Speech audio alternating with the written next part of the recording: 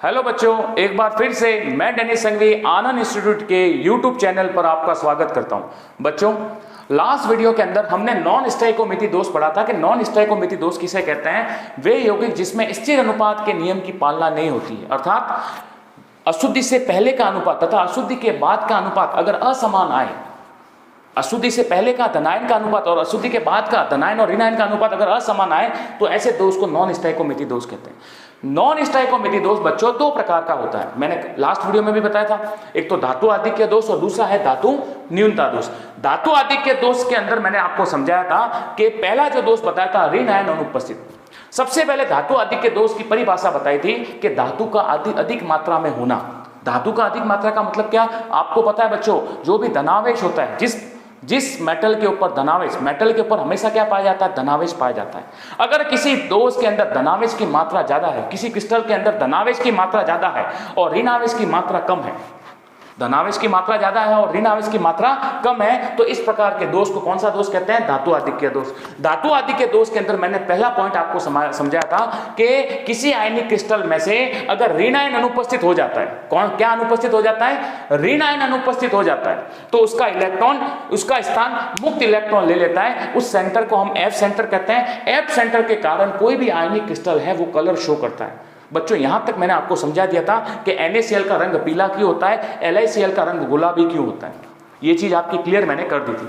अब आता है अंतरकाश में अतिरिक्त धनायन आ जाना। यह भी धातु आधिक्य दोष का दूसरा प्रकार है।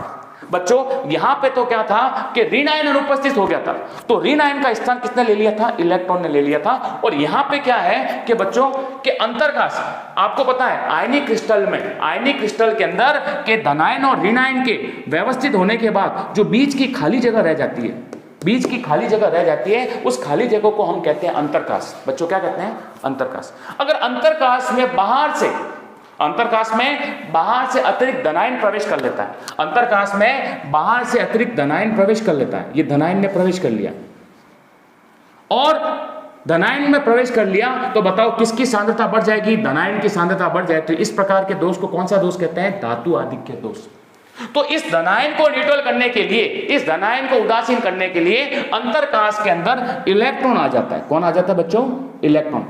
ये वाले इलेक्ट्रॉन जहां पे आता है उस सेंटर को हम एफ सेंटर नहीं कहते हैं। एफ सेंटर तो किसे कहते हैं, यहां पे ऋणायन का स्थान इलेक्ट्रॉन लेता है, उस सेंटर को एफ सेंटर कहते हैं। लेकिन यहां पे अंतरकाश में अतिरिक्त धनायन आ जाता है। धनायन को उदासीन करने के लिए अंतरकाश में अगर इलेक्ट्रॉन आता है, उस सेंटर को हम एफ सेंटर नहीं कहते हैं। बच्चे कंफ्यूज हो जाते हैं इस चीज में, इस चीज का आपको ध्यान रखना है। अब बोर्ड के अंदर दोनों का क्वेश्चन आता है। अब यहां पे इसका जो क्वेश्चन बनता है वो ये बनता है कि ZnO को गर्म करने पर, जिंक ऑक्साइड को गर्म करने पर ये पीला क्यों हो जाता है। बच्चों ध्यान रखना, जिंक ऑक्साइड को गर्म करने पर ये पीला क्यों हो जाता है। जिंक ऑक्साइड को गर्म करने पर जिंक ऑक्साइड के क्रिस्टल में से ऑक्सीजन गैस मुक्त हो जाती है।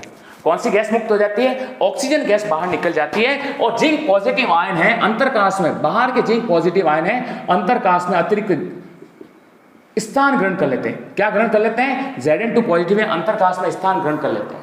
अतिरिक्त धन आयन अंतरकाश में स्थान ग्रहण कर लेते हैं। इस कारण ZnO को गर्म करने पर ये कौन से कलर का होता है, पीला रंग प्रदर्शित करता है। अब बोर्ड में बच्चों सवाल है कि NaCl का रंग पीला होता है और ZnO को गर्म करने पर पीला होता है, तो आप दोनों में अंतर लिख सकते हो। NaCl का रंग पीला क्यों होता है, क्योंकि ऋणायन का स्थान इलेक्ट्रॉन ले लेता है, इलेक्ट्रॉन ले लेगा, उस सेंटर को आप एफ सेंटर कहते हैं। एफ सेंटर के कारण NaCl का रंग पीला होता है।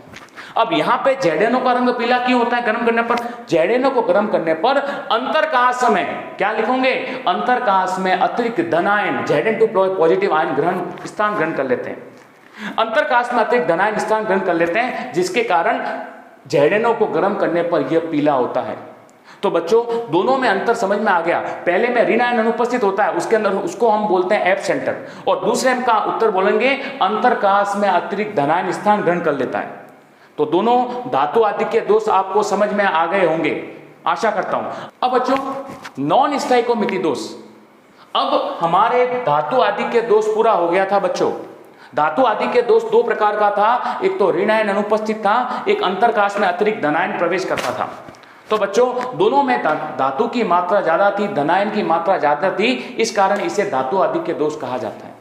अब जो दूसरा पोर्शन है, जो नॉन स्टाइकोमेटी का दूसरा जो दोष है वो बहुत ही इंपॉर्टेंट दोष है, ये बच्चे यहाँ पे कंफ्यूज हो जाते हैं, इसको बोलते हैं धातु न्यूनता दोष। बच्चों मेरे को एक चीज बताना, धातु का मतलब क्या? धातु का मतलब जिसके ऊपर धनावेश हो, धातु की मात्रा कम होना, धनावेश की मात्रा कम होना, जिसको हम कहते हैं धातु न्यूनता दोष। अब सबसे पहले चीज तो ये आती है बच्चों के धातु न्यूनता दोष कौन से आयनिक क्रिस्टल प्रदर्शित करते हैं। बोर्ड के अंदर ये क्वेश्चन आता है कि ना धातु न्यूनता दोष कौन से आयनिक क्रिस्टल प्रदर्शित करते हैं। तो बच्चों आपको उत्तर लिखना है वे आयनिक क्रिस्टल, बच्चों ध्यान रखना, वे आयनिक क्रिस्टल जो परिवर्तनशील ऑक्सीकरण अवस्था प्रदर्शित करे, ऐसे आयनिक क्रिस्टल जो परिवर्तनशील ऑक्सीकरण अवस्था प्रदर्शित करे, अर्थात ऐसे आयनिक क्रिस्टल जिसमें धातु की परिवर्तनशील ऑक्सीकरण अवस्था हो। कौन सी ऑक्सीकरण अवस्था हो? परिवर्तनशील ऑक्सीकरण अवस्था। कैसे परिवर्तनशील ऑक्सीकरण अवस्था का मतलब क्या होता है कि आपको पता है आयरन होता है Fe के ऊपर आपने +2 चार्ज भी देखा है और Fe के ऊपर आपने +3 चार्ज भी देखा है, +2 और +3 दोनों चार्ज देखे आपने, मतलब आयरन होता है, आयरन मेटल का टुकड़ा है, वो परिवर्तनशील ऑक्सीकरण अवस्था प्रदर्शित करता है। कौन सी ऑक्सीकरण अवस्था प्रदर्शित करता है? परिवर्तनशील ऑक्सीकरण अवस्था प्रदर्शित करता है। तो ऐसे धातु जो परिवर्तनशील ऑक्सीकरण अवस्था प्रदर्शित करते हैं, जिसके ऊपर कभी +2 आता है कभी +3 आता है, वो कौन से दोष प्रदर्शित करते हैं? धातु न्यूनता दोष प्रदर्शित करते हैं। धातु न्यूनता दोष किसे कहते हैं? ऐसे यौगिक जो परिवर्तनशील ऑक्सीकरण अवस्था प्रदर्शित करे तथा जिसमें धातु की मात्रा में कमी आ जाए, धनावेश की मात्रा में कमी आ जाए, धातु की मात्रा में या धनावेश की मात्रा में कमी आ जाए, उसे हम धातु न्यूनता दोष कहते हैं। धातु न्यूनता दोष का उदाहरण क्या है? FeS फेरस सल्फाइड और दूसरा है FeO ferrous oxide. Ferrous oxide को कहा जाता है मूर्खों का सोना। बच्चों ध्यान रखना, ये सोने के जैसे चमक करता है, लेकिन इसको कहा क्या जाता है? मूर्खों का सोना, मतलब सोने के जैसे ही दिखता है लेकिन होता सोना नहीं है, इस कारण इसे क्या कहा जाता है? मूर्खों का सोना। अब मैंने बोला है धातु न्यूनता दोष कौन प्रदर्शित करता है? जो धातु परिवर्तनशील ऑक्सीकरण अवस्था दर्शाता है। मैंने यहाँ पे FeO का क्रिस्टल है, FeO के क्रिस्टल के अंदर Fe2+ भी होगा और O2- भी होगा, यहाँ पे FeO का क्रिस्टल बनाया मैंने, बच्चों बना दिया। अब धातु न्यूनता दोष का मतलब यहां से किसको गायब करना है? धातु को गायब करना है, धनावेश को गायब करना है। मैंने यहाँ पे क्या किया कि यहां से 3 Fe गायब कर दिए। बच्चों ध्यान रखना, 3 Fe गायब क्यों किए? 1 या 2 Fe गायब क्यों नहीं किए? उसका रीजन बताता हूं। 3 Fe2 पॉजिटिव गायब कर दिए, 3 Fe2 positive, Fe2 positive, Fe2 positive, Fe2 positive, 3 Fe2 positive गायब कर दिए, मतलब धातु की कमी हो गई। और 3 Fe2 पॉजिटिव की जगह हम ले ली Fe3 पॉजिटिव आयन ने। किसने ले ली? 2 Fe3 पॉजिटिव आयन ने ले ली, क्योंकि क्रिस्टल को उदासीन करना है। क्रिस्टल को क्या करना है? उदासीन करना है। तो बच्चों बताओ, यहाँ पे 2 + 2 + 2 + 2 कितना चार्ज हो गया? +6, और +3 कितना चार्ज हो गया? +6। तो यहां पे मेरे को एक चीज बताओ कि 3 Fe2 पॉजिटिव की जगह यहां पे 2 Fe3 पॉजिटिव आ जाएंगे। 2 Fe3 पॉजिटिव आ गए क्योंकि ये परिवर्तनशील ऑक्सीकरण अवस्था प्रदर्शित करते हैं। क्या प्रदर्शित करते हैं? Fe जो आयन है, आयरन है, वो +2 भी प्रदर्शित करता है और +3 भी प्रदर्शित करता है। तो यहां पे 3 Fe2 पॉजिटिव की जगह 2 Fe3 पॉजिटिव आए क्योंकि क्रिस्टल को उदासीन करना है। लेकिन यहां पे एक जगह खाली रह गई। ये जगह किसकी खाली रह गई? धातु की जगह खाली रह गई, Fe2 पॉजिटिव की जगह खाली रह गई, मतलब धातु आयन की सांद्रता कम हो गई। ऐसे दोष को हम कहते हैं धातु न्यूनता दोष। कौन सा दोष कहते हैं? धातु न्यूनता दोष। तो बच्चों मैंने नॉन स्टाइकोमेटी दोष पढ़ाया।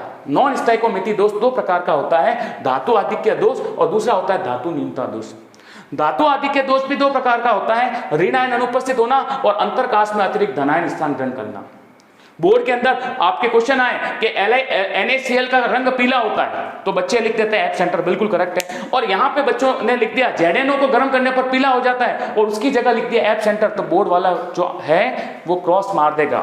आपको ध्यान रखना है, ZNO को गर्म करने पर ये पीला क्यों होता है? ZNO को गर्म करने पर Zn2 पॉजिटिव अंतरकाश में अतिरिक्त धनायन स्थान ग्रहण कर लेते हैं, इस कारण ZNO को गर्म करने पर यह पीला हो जाता है। यहां पे एप सेंटर की बात नहीं लिखनी है, अंतरकाश में अतिरिक्त धनायन के अंदर।